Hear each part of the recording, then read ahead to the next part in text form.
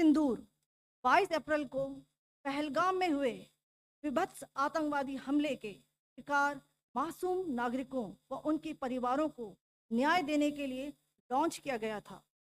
इस कार्रवाई में 9 टेररिस्ट कैंप्स को टारगेट किया गया और पूरी तरह से इसे बर्बाद किया गया। पाकिस्तान में पिछले 3 दशकों से टेरर इंफ्रास्ट्रक्चर का निर्माण हो रहा है।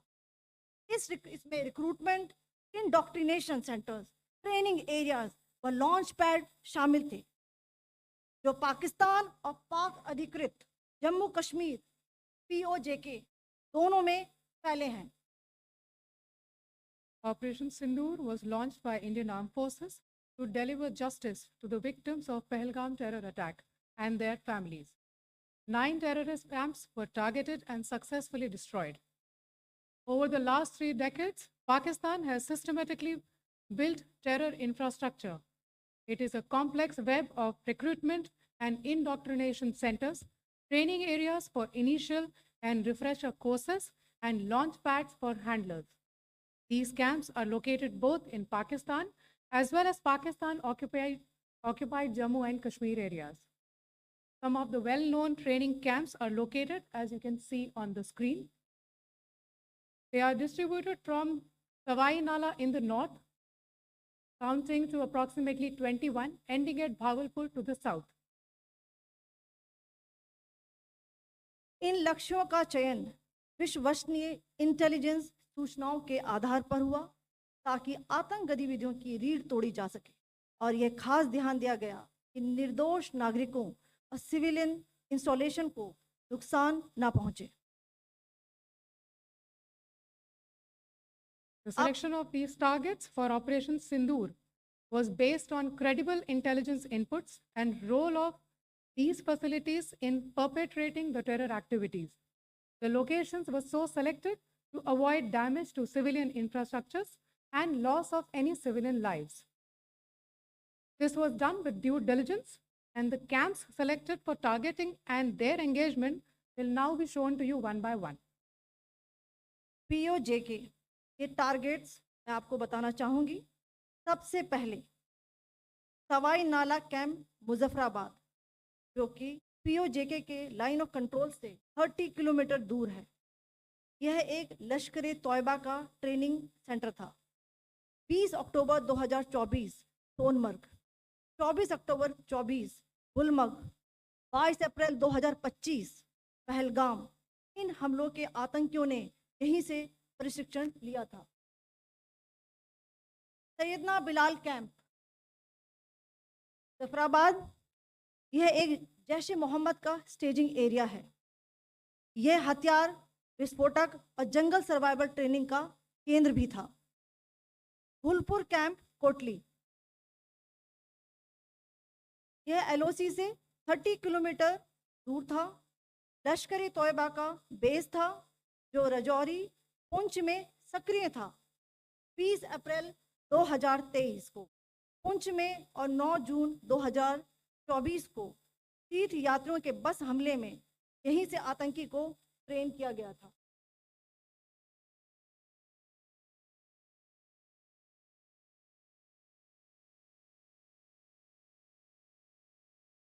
बरनाला कैंप भिम्बर, ये LOC से 9 किलोमीटर दूर है।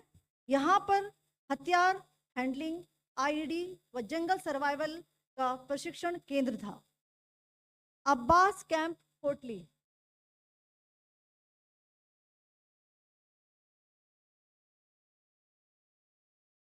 यह LOC से 13 किलोमीटर दूर है।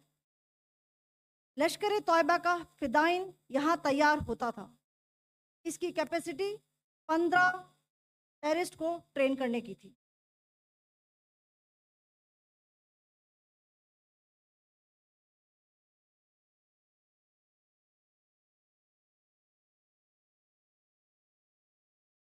अब मैं पाकिस्तान के अंदर के टारगेट से अवगत कराना चाहूँगी।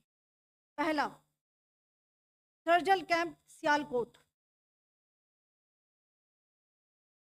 यह अंतर्राष्ट्रीय सीमा से 6 किलोमीटर की दूरी पर है, सांबा कटवा के सामने।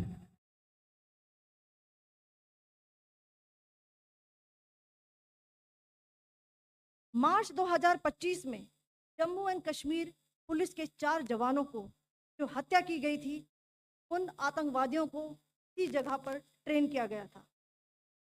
दूसरा, महमूना जाया कैंप सियालकोट, यह 18 से 12 किलोमीटर आईबी से दूर था। हिजबुल मुजाहिदीन का बहुत बड़ा कैंप था। ये कठुआ जम्मू क्षेत्र में आतंक फैलाने का नियंत्रण केंद्र था। पठानकोट एयरफोर्स बेस पर किया गया हमला भी इसी कैंप से प्लान और डायरेक्ट किया गया था। मरकज ताइबा मुरीद के, यह आईबी से 18 से 25 किलोमीटर दूरी पर है। 2008 के मुंबई हमले के आतंकी भी यहीं से प्रशिक्षित हुए थे। अजमल कसब और डेविड हेडली भी यहाँ ट्रेन हुए थे।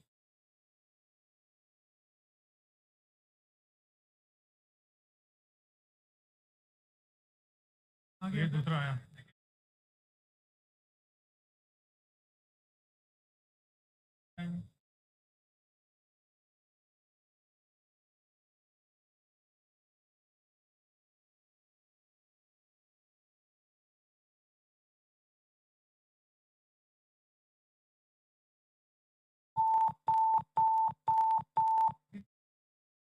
एंक्लोजर सेम ही है। Just hit the target.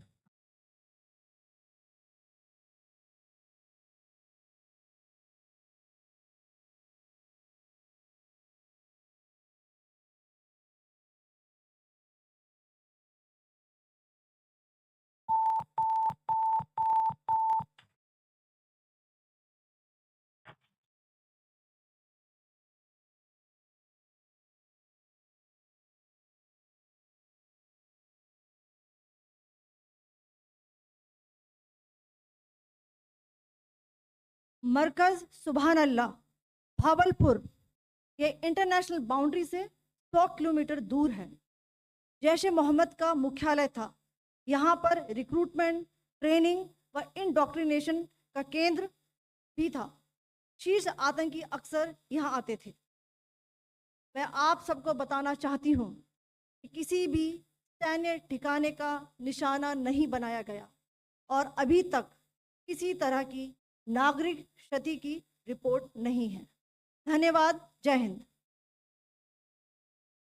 The strike on the terror camps were undertaken through precision capability, as shown to you. A niche technology weapons with careful selection of warheads was ensured so that there will be no collateral damage. The point of impact in each of the target was a specific building or a group of buildings. All the targets were neutralized with clinical efficiency, and the results reiterate the professionalism of the Indian Armed Forces in the planning and execution of their operations. No military establishments were targeted. India has demonstrated considerable restraint in its response. However, it must be said that the Indian Armed Forces are fully prepared to respond to Pakistani misadventures, if any, that will escalate the situation. Jai Hind, and thank you very much.